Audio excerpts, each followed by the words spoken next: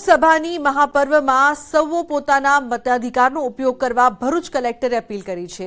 જિલ્લા ચૂંટણી અધિકારી અને કલેક્ટર તુષાર સુમેરાએ તમામ મતદારોને અવશ્ય મતદાન કરવા માટે અપીલ કરી છે।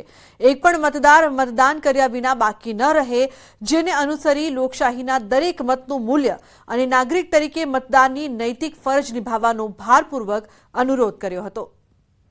એક પણ વ્યક્તિ મતદાનથી વંચિત ના રહેવો જોઈએ। જ્યારે આટલી સુવિધા ઊભી થઈ રહી છે ત્યારે અમે નાગરિકોને ખાસ અપીલ કરું છું કે મેક્સિમમ નંબરમાં આપણે મતદાન કરીએ। બધા લોકો આપણા પરિવાર સાથે મતદાન કરીએ। આપણા પરિવારનો પ્રસંગ છે। Welcome back. સમાચારમાં આગળ વાત કરીએ તો મહેસાણામાં ભાજપની વિજય વિશ્વાસ રેલી યોજાઈ। અંતિમ તબક્કાની અંતિમ ઘડીએ પ્રચાર પૂરજોશમાં યોજાઈ રહ્યો છે, ત્યારે ભાજપના હરિભાઈ પટેલની વિજય વિશ્વાસ રેલી યોજાઈ હતી। આ રેલીમાં કેન્દ્રીય મંત્રી રાજ્યવર્ધન રાઠોડ, પ્રશાંત કોરાટ રેલીમાં જોડાયા। મહેસાણાના વિવિધ 27 વિસ્તારમાંથી પસાર થશે। મોટી સંખ્યામાં હરિભાઈ પટેલના સમર્થનમાં કાર્યકર્તાઓ બાઇક રેલીમાં જોડાયા હતા।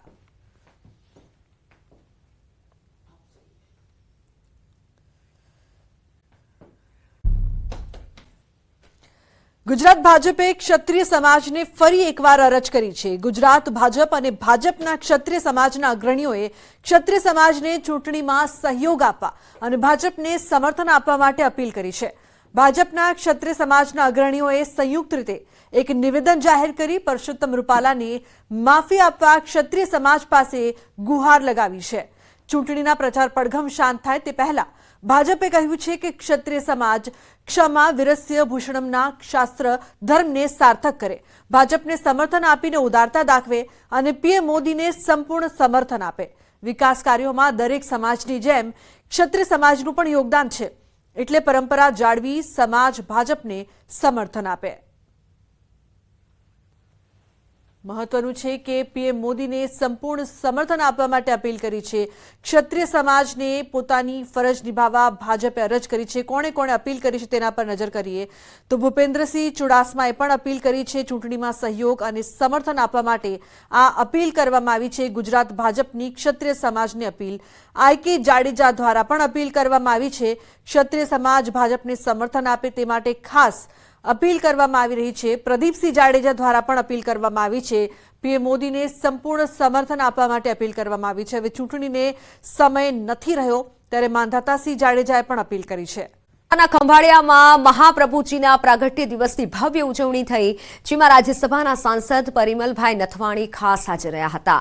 આ પ્રસંગે સેવાકુંજ હવેલીથી મહાપ્રભુજીની બેઠક સુધી મહાપ્રભુજીની ભવ્ય શોભાયાત્રા નીકળી હતી, જેમાં ખંભાળિયામાં આવેલી નવી લોહાણા મહાજનવાડી સહિત તેમજ વિવિધ સ્થળો પર શોભાયાત્રાનું ભવ્ય સ્વાગત કરાયું હતું, જ્યાં રાજ્યસભાના સાંસદ પરિમલભાઈ નથવાણી તેમજ રિલાયન્સ ગ્રુપના ધનરાજભાઈ નથવાણી પણ ખાસ ઉપસ્થિત રહ્યા હતા। મહાપ્રભુજીના પ્રાગટ્ય દિવસ નિમિત્તે મહાપ્રભુજીની બેઠક ખાતે દર્શન કરવા માટે મોટી સંખ્યામાં દર્શનાર્થીઓ ઉમટી પડ્યા હતા। બાદમાં નવી લોહાણા મહાજનવાડી પર રઘુવંશી સમાજના કાર્યક્રમમાં પરિમલભાઈ અને ધનરાજ નથવાણીએ હાજરી આપી હતી। સમાજના અગ્રણીઓએ બંને મહાનુભાવોનું ઉષ્માભેર સ્વાગત કર્યું હતું, જ્યાં પરિમલભાઈએ અચૂક મતદાન કરવા સૌને અપીલ કરી હતી। આપણે આપ સૌ જ્ઞાતિબંધુઓ જેટલા છે અહીંયા લોહાણા સમાજના, હું સૌને નમન કરું છું, વિનંતી કરું છું કે આપણું મતદાન વહેલી સવારે શરૂ થઈ જાય અને 11 વાગ્યા સુધી 12 વાગ્યા સુધીમાં આપણા તમામ મત પડી જાય એવા આપણા માટે બહુ ગૌરવની વાત છે। આ દિવસ પહેલા રાજકોટમાં ફરી એકવાર કોંગ્રેસમાં ગાબડું પડ્યું છે। રાજકોટ મહાનગરપાલિકાનો વોર્ડ નંબર 3 કોંગ્રેસ મુક્ત બન્યો છે।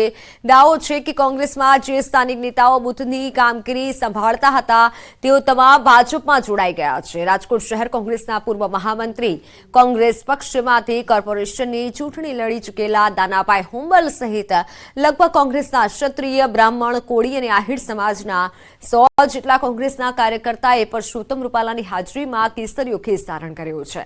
પરસોત્તમ રૂપાલા ઉપરાંત ભરત બોગરા અને શહેર ભાજપ પ્રમુખ મુકેશ દોશીએ તમામ લોકોનું સ્વાગત કર્યું હતું।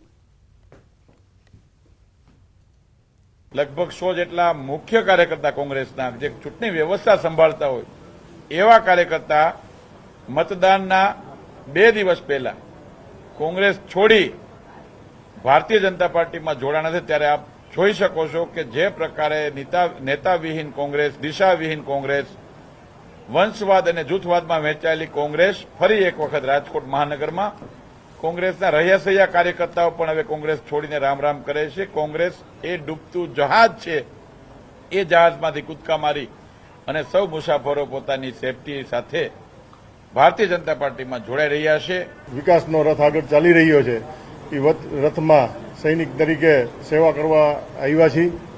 આ નેતા વિહોણી કોંગ્રેસમાં હવે રાજકોટની અંદર કોંગ્રેસમાં કંઈ રહ્યું નથી.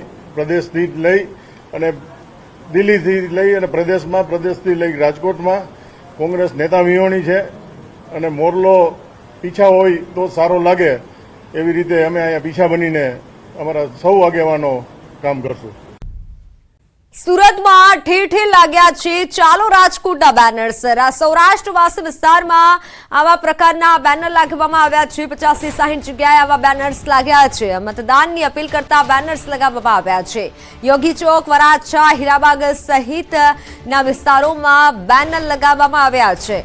સૌરાષ્ટ્રવાસી વિસ્તારમાં આ પ્રકારના બેનર્સ લાગ્યા છે.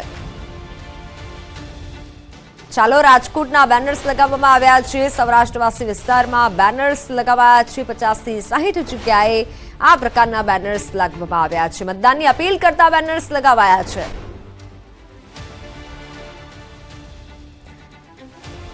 સુરતમાં આ પ્રકારના બેનર લગાવવામાં આવ્યા છે. સૌરાષ્ટ્રવાસી વિસ્તારમાં બેનર્સ લગાવવામાં આવ્યા છે કે ચલો રાજકોટ આ પ્રકારના સ્લોગનવાળા બેનર્સ લગાવાયા છે. 50-60 જગ્યાએ આ પ્રકારના બેનર્સ લગાવાયા છે.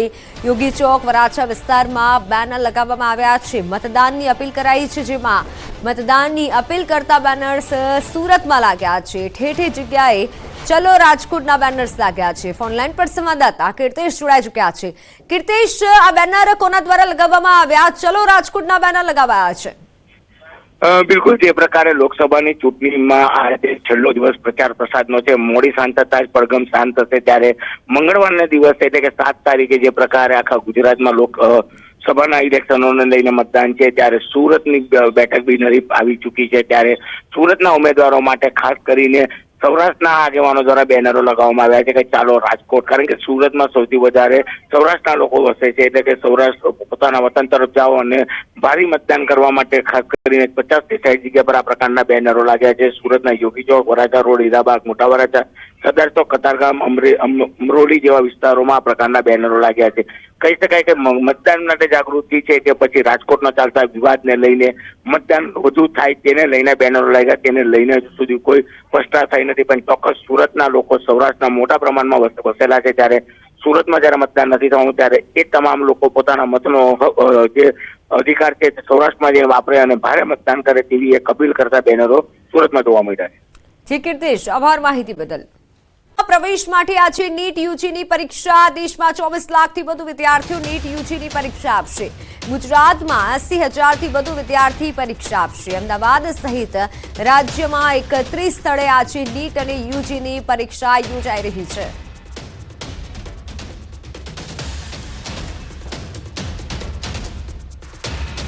મેડિકલમાં પ્રવેશ મેળવવા માટે આજે દેશભરમાં યુજી નેટની પરીક્ષાનું આયોજન કરવામાં આવ્યું છે. અમદાવાદ સહિત ગુજરાતભરમાં અનેક સ્થળે આજે વિદ્યાર્થીઓ છે તે પરીક્ષા આપશે. વિદ્યાર્થીઓ જોઈ રહ્યા છો અમદાવાદના, અત્યારે અમે ઉદ્ગમ સ્કૂલમાં છીએ અને જ્યાં વિદ્યાર્થીઓનું સેન્ટર છે તેમની સાથે વાતચીત કરવાનો પ્રયત્ન કરીશું. तैयारी कैसी है, किस तरीके से क्या चाहते हो आप, कितना स्कोर करना चाहते हो आप? At least 600 तो score is mandatory to get in MBBS. Okay, तैयारी कैसी की है? अच्छी है. अच्छी है. आपकी तैयारी कैसे है? थोड़ा डर लग रहा है? थोड़ा सा डर लग रहा है, वैसे तैयारी तो अच्छी की है. अच्छा, आप कहाँ से हो? अहमदाबाद से हो? अहमदाबाद. अच्छा, तैयारी कैसी की है? अच्छी की. अच्छा, શું નામ છે તમારું? जानवी. જાનવી. તૈયારી કેવી? सारी છે. અચ્છા, શું વિચાર કરો છો? Medical, dental? मेडिकल. મેડિકલ. અચ્છા, તમામ જે વિદ્યાર્થીઓ છે તે ધીમે ધીમે હવે પ્રવેશ લઈ રહ્યા છે. વાલીઓ પણ આપ જોઈ રહ્યા છો કે એક ઉત્સાહ જોવા મળી રહ્યો છે, કારણ કે મેડિકલ અને ડેન્ટલમાં જ્યારે પ્રવેશ મેળવવો હોય ત્યારે વિશેષ પ્રકારે તૈયારીઓ કરવાની હોતી હોય છે. ત્યારે તમામ વિદ્યાર્થીઓ છે હવે બસ પરીક્ષા કેન્દ્ર તરફ આગળ વધી રહ્યા છે અને ખાસ કરીને યુજી નીટની પરીક્ષામાં તેઓ પ્રવેશ મેળવી રહ્યા છે. કેમેરા પર્સન હિરેન શાહ સાથે દીપિકા ખુમાણ, ન્યૂઝ 18 ગુજરાતી, અમદાવાદ. ભાગોમાં વાતાવરણમાં પલટો જોવા મળ્યો છે. વહેલી સવારથી ઘણા ભાગોમાં વાદળછાયું વાતાવરણ છવાયું છે. અમદાવાદમાં પણ સવારથી વાદળછાયું વાતાવરણ છવાયેલું છે. વાદળછાયા વાતાવરણથી ગરમીમાં આંશિક હવે રાહત મળશે. વાદળો ઘેરાતા તાપમાનમાં આંશિક ઘટાડો જોવા મળ્યો. વાદળછાયા વાતાવરણથી ખેડૂતોની ચિંતા વધી છે. કમોસમી વરસાદ થાય તો પાકને નુકસાનની ભીતિ ખેડૂતો સેવી રહ્યા છે.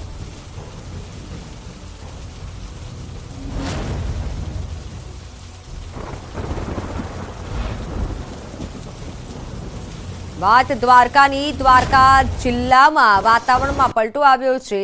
વાદળછાયા વાતાવરણ વચ્ચે ઠંડા પવનથી વાતાવરણમાં ઠંડક પ્રસરી. કાળઝાળ ગરમી વચ્ચે દ્વારકા જિલ્લામાં વરસાદી માહોલ જેવું વાતાવરણ છવાયું. વાદળછાયા વાતાવરણ વચ્ચે ઠંડો પવન ફૂંકાતા ગરમીમાંથી આંશિક રાહત મળી. વાતાવરણમાં પલટો આવતા અમુક વિસ્તારોમાં ખેતરોમાં તલ સહિત ઊભા પાકને લઈને ખેડૂતો ચિંતામાં ઘેરાયા છે.